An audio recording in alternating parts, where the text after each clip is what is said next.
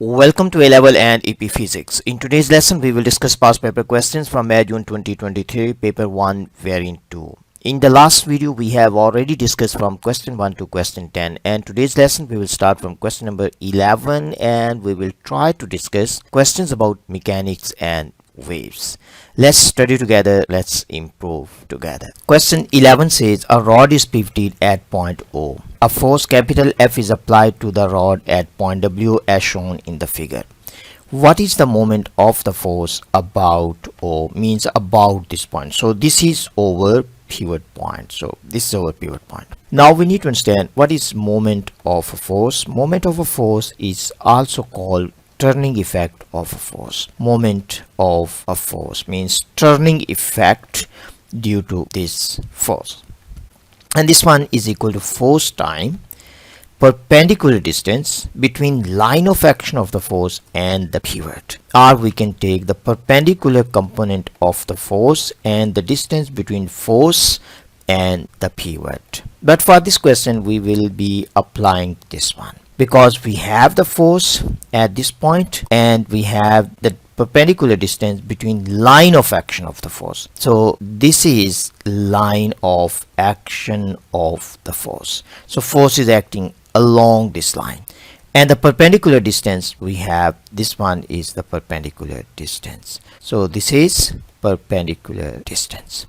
So simply in this case we can say we have force times perpendicular distance, that is equal to O times Y. So the answer for this question has to be B. So this is how we can answer. So this is something you need to understand to answer question about moment.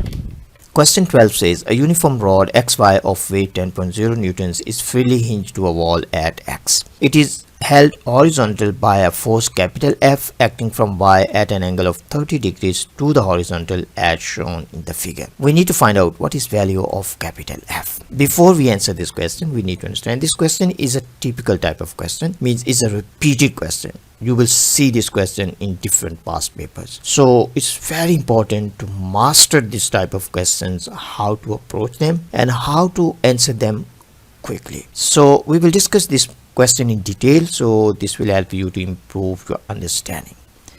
In order to answer this question, first of all we need to look at uniform rod. Uniform rod, uniform beam. Uniform simply means that its density is the same throughout. If density is the same, it means that the center of mass is at the midpoint of the rod. So center of mass is simply at midpoint. So this is first thing we need to understand. Now we need to answer this question. So simply we can take the pivot at this point, at the hinge. So we don't need to worry about hinge forces.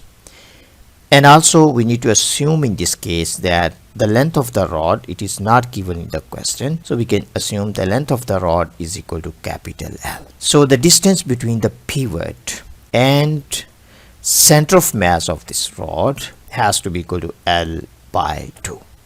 And also we need to resolve this force into two components. So we can resolve first of all into vertical component. Let's say this is FV. This one has to be equal to F times sine of this angle. So we have 30 degrees. This force also has one horizontal component. So horizontal component we can say FH. This has to be equal to F cosine of 30 degrees. Now simply we need to look at moment due to these forces. If we look at moment due to this horizontal component, moment will be equal to 0 because this force is passing through the pivot. So the perpendicular distance is equal to 0. Now if you look at moment due to vertical component, moment due to this vertical component about this pivot, this one has to be counterclockwise, CCW. And moment due to weight, this one has to be clockwise. As this rod is in static equilibrium, it simply means that clockwise moment has to be equal to counterclockwise moments. Means sum of clockwise moments has to be equal to sum of counterclockwise moments. So I'm just writing simply CW is equal to CCW. Clockwise moment is due to the weight, and weight is given to us, that is equal to 10 newtons. So simply we can write on here, we have 10 newtons multiplied by perpendicular distance from pivot, that is equal to L by 2. And counterclockwise moment is due to this force. We can write on F sine of 30 degrees multiplied by the distance from the pivot, that is equal to L. Now simply we can cancel L with L, means we can cancel this one with this, and 10 divided by 2, so we got 5 here, and F sine of 30 degrees, sine of 30 degrees is equal to 1 by 2. So F in this case is equal to 10 newtons. And this question is a repeated question. You will see the same question in different past papers as well. So the answer for this question is C. Question 13 says two solid cubes X and Y are made of material of the same density. Cube X has twice the mass of cube Y. Cube X has sides of length X. Cube Y has sides of length Y. What is the ratio X by Y? So for this question, first of all, simply we can imagine we have two cubes. So imagine that this is cube X. So we have, this is cube X. This is cube X. And the sides of cube X are X. We can also imagine each side of this cube is X. And we have another cube, that is cube Y. So this is over cube Y. Cube Y has sides Y. So this is Y, this is Y, this is also Y. So the volume of this cube will be equal to X cube, and the volume of this one will be equal to Y cube. For this question, it is given to us these two cubes, they have the same density. So it means that the mass of X divided by the volume of X, this has to be equal to the mass of Y divided by volume of Y. For this question, it is given to us cube X has twice the mass, so we can say this is 2m, and this will be divided by X cube, and here we have this is m divided by this is Y cube. We need to find the ratio between X and Y. So first of all, we can cancel this m with this m. Now if we cross multiply, in this case we will get X cube, this is equal to 2 times Y cube. So from here we can say X divided by Y, the cube of this one, this is equal to 2. So from here, if we take cube root on both sides, we can say X over Y, this is equal to 2, the cube root of this one, 2 to the power of 1 by 3. Now if we solve this one, our final answer will be equal to 1.26. So the answer for this question is A. A beautiful way, this is how you can answer this type of problems. Question 14 says a U-shaped glass tube contains liquid of density 2000 kgs per cubic meter as shown in the figure. What is the difference in pressure due to the liquid between levels P and Q? So simply we need to calculate delta P PQ, and this will be equal to rho G times delta H PQ. Density of the liquid we have, that is equal to 2000 kgs per cubic meter, and value of G is 9.81, and the difference in height, means between this point and between this point, difference is 4 centimeters. So we can say this is 4.0 times 10 to minus 2. Now if we solve this one, our final answer should be equal to 780 pascals. So this is delta P between P and Q. So this is delta P between P and Q. So the answer for this question should be A. Question 15 says a steam turbine is used to drive a generator. The input power to the turbine is Pi and the output power is P0. The power loss in the turbine is PL as shown in the figure. What is efficiency of the turbine? So efficiency simply is equal to P output, but this one has to be P out, useful P out, divided by P in, means the total input power. So we can say P input.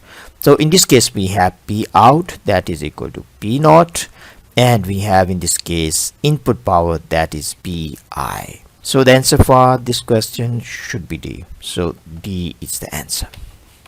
This is also repeated question you will see in other past papers. Question 16 says a variable force is applied to ensure that a constant power is supplied to a train. Which graph best shows the variation of the force F applied with the velocity v of the train? So simply we need to find relationship between force and velocity. In this case it is given to us that power is constant and power is equal to F times v. From here we can make F the subject, so we can write down F is equal to P divided by V.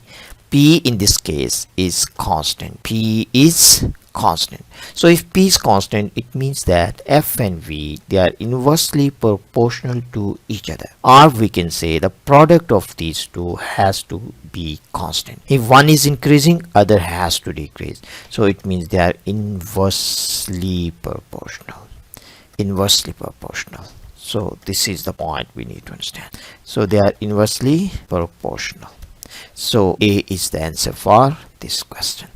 Question 17 says a block is released from rest and slides a distance x down a straight slope. The slope is at an angle theta to the horizontal and slope is frictionless and a resistance is negligible. Expression of free fall is g. Which expression gives the final speed of the block? So we need to find out the final speed of the block when the block has covered distance x.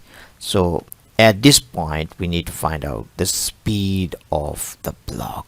So this is what we need to find out. For this question it is given to us slope is frictionless, so there is no friction, so the force of gravity on this block is acting vertically downwards, so this is mg. And also there will be normal reaction force perpendicular to the slope, means the pushing by the slope on the block, that is normal to the surface, so this is normal reaction force.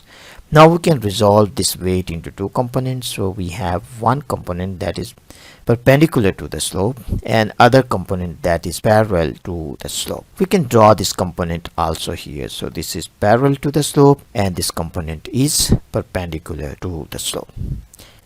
This angle is theta, so this angle also has to be theta.